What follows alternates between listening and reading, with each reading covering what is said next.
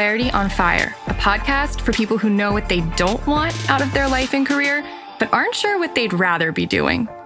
In a world where it's easy to exist, but hard to feel alive, we, Kristen and Rachel, two certified life and career coaches, are here to help you cut through the information overload, get unstuck, and focus not just on how you can have a career you're passionate about, but how to create a whole life that feels fulfilling. So join us here, where we serve up inspiration and down-to-earth wisdom in a way that only two best friends can. We want you to experience the relief of knowing that, yes, you're allowed to want more out of your life and career. And no, you don't have to wander through the dark anymore. Our job is to light the fire that shows you the way. Let's go.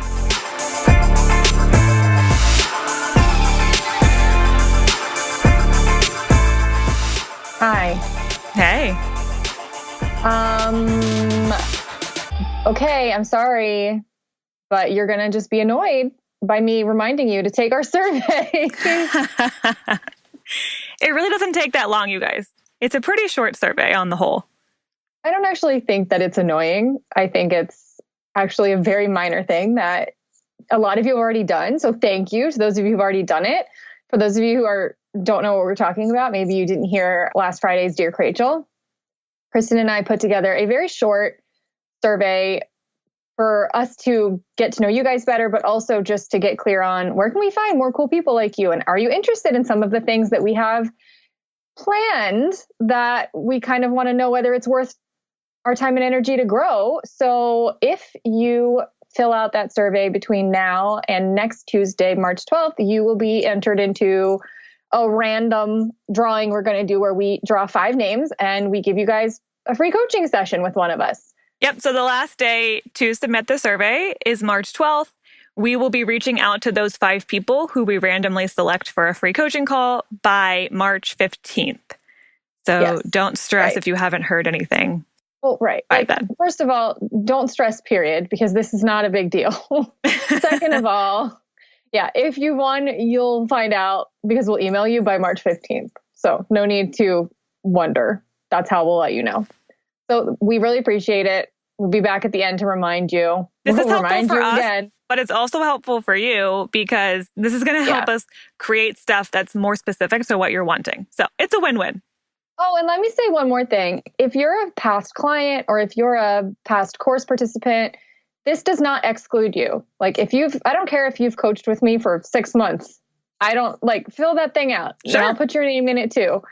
Come one, come all is fair. So, okay.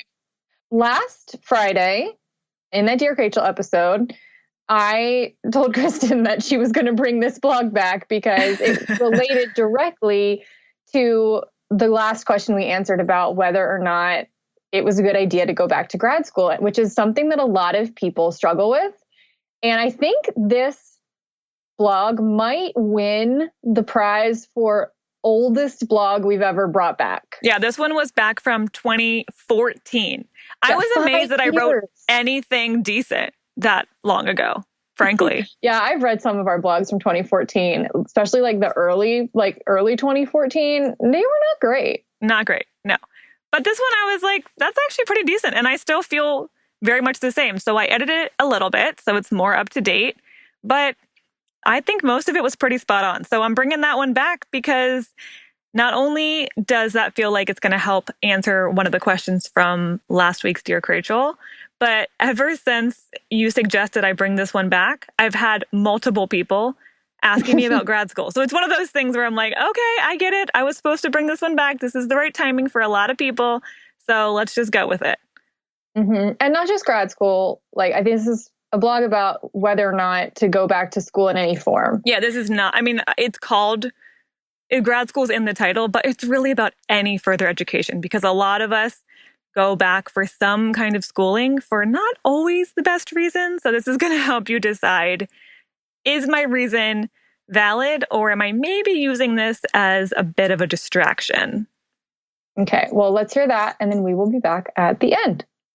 Should I go back to grad school or not? I want to start this by outing myself as an absolute school nerd. As in, I used to assign myself summer book reports in elementary and middle school. I would gladly be an eternal student. If I could get paid just to go to school and learn for the rest of my life, I'd be in heaven. So when I hear my clients saying things like, I'm not really sure what I'm passionate about or what kind of career I want, so I'm thinking about going back to grad school to figure it out, I'll admit that my first split-second reaction is, yeah, school. But even I have to admit that going back to school isn't always the right answer to the question, what am I supposed to do with my life? To be honest, more often than not, I see people going back to school simply because they don't know what else to do. Plenty of people use additional education as a way of feeling productive and directed, when unconsciously, it's just a way of postponing the scary step of figuring things out in the real world. Grad school can be an expensive distraction. I was coaching a woman recently who had applied to a few grad schools and wasn't sure what she would do if she got accepted into any of them. When I asked her, "Why are you planning to go back to grad school?" she paused and finally admitted, "I don't know exactly. I just don't know what else to do. I don't really like my job, and I guess this will make me more marketable somewhere else?" I see this all the time. So many people end up making a reactive decision to go back to school as a way to escape their current situation and or buy themselves time before they have to make a real decision and a real plan. And no wonder so many of us are doing this. It's completely overwhelming to figure it all out on your own. I did this myself 3 separate times, within 2 years. Senior year of college, it finally hit me that I was going to have to leave the college bubble and get a real adult job. This did not sound fun in the slightest. So I decided to apply semi-last minute to a branding and copywriting graduate program. I had no branding experience, so I scrambled to create an entire college career's worth of content for a portfolio in about a week and sent it off. As you can imagine, I did not get into that program, so I had to do the one thing I'd been dreading: get a real job. Less than 6 months into my big girl job, it was clear this was not going to work for me. I was bored, unfulfilled, and having cubicle panic attacks at the thought of staying there for years or decades. Shudder. So I fell back on my old trusty grad school plan. This time, I found a different communications program. I had no idea what I wanted to do with communications, but I figured, why not? I'd probably enjoy it, and it was broad enough to be relevant in a lot of careers. Going through the application process was a great distraction from my boring job. In fact, it made me feel a little rebellious in a good way that I was secretly planning my escape. It gave me the illusion of control and direction. But after I submitted my application and had to go back to my distractionless daily grind, I got this sinking feeling that I didn't really care about communications that much. Sure, it might be better than my job, but that wasn't hard to do. But it still wasn't what I really wanted. A couple of months later, I withdrew my application. I didn't want to be tempted to say yes if I got accepted because deep down I knew this wasn't the right next step for me. By this point, Rachel and I had started seriously talking about starting a business together. And at the time, we thought it would be a therapy practice. So I submitted applications to 3 therapy grad schools. And when I got the acceptance letter from my first choice, I felt a sinking feeling in my stomach. Not a good sign. Clearly, therapy still wasn't it for me. Long story short, every single time I applied to grad school, it was a reactive or fear-based decision. And I wasted a lot of time and some money researching and applying to grad schools when I didn't even really know why I was doing it. I see this same pattern reflected in so many of my clients. Okay, so when is a good time to go back to school? Grad school, or really any kind of additional education, may become a necessary step in the process once you've gotten clear on what you want and why you're going back to school. The most important question you can ask yourself before deciding whether or not to go back to school is, what's my intention? If you have a pretty clear answer to that question, then grad school might be a great means to an end. But if you have no idea what your intention is, then there's a good chance you're using school as a distraction from having to answer the bigger questions about your life and career. In that case, it's probably best to put the grad school thing on hold until you know why you're doing it in the first place.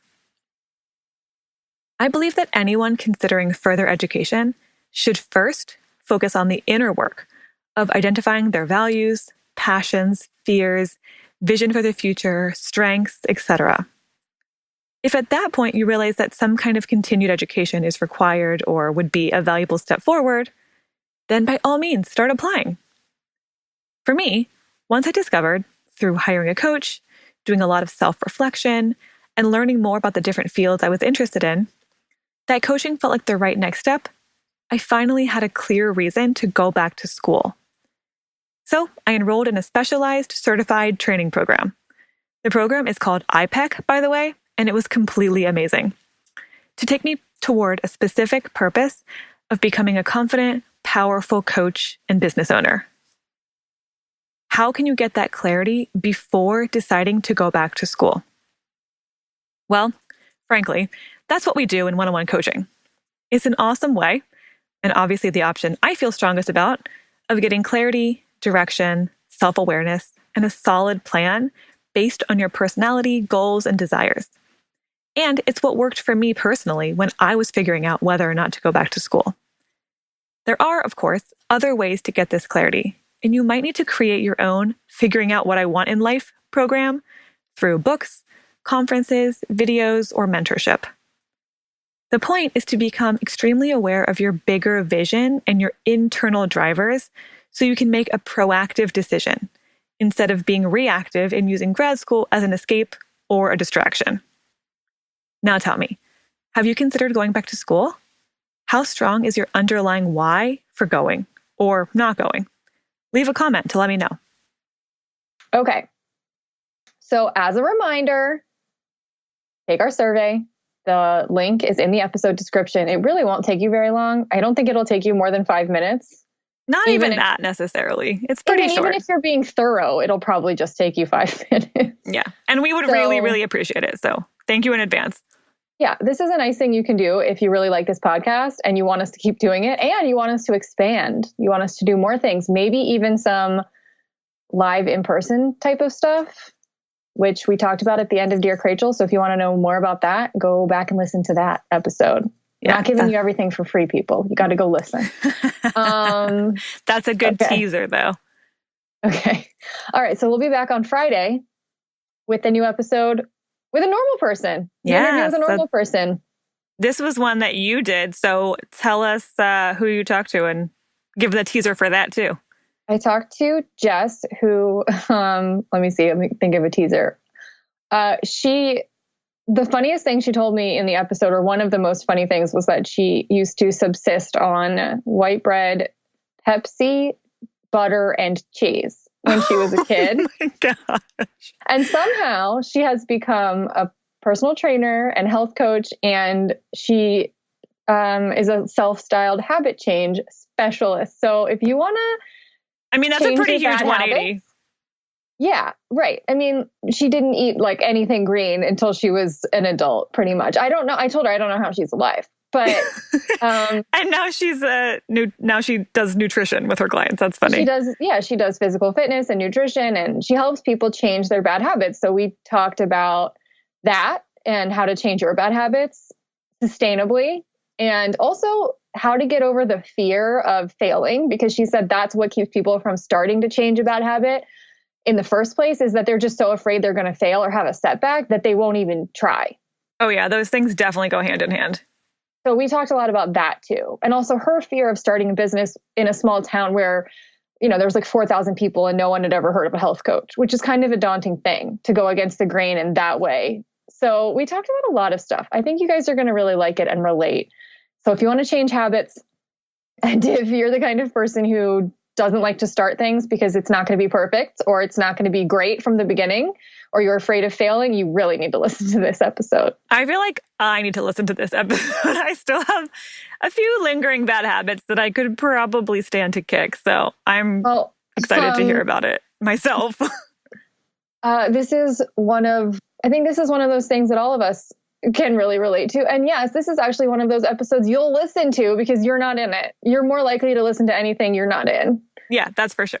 I always listen to your episodes, and I listen to most of the rest of them, but not all of them. I'll listen to everything more than once. Okay. All right. Well, we will see you then. See you then.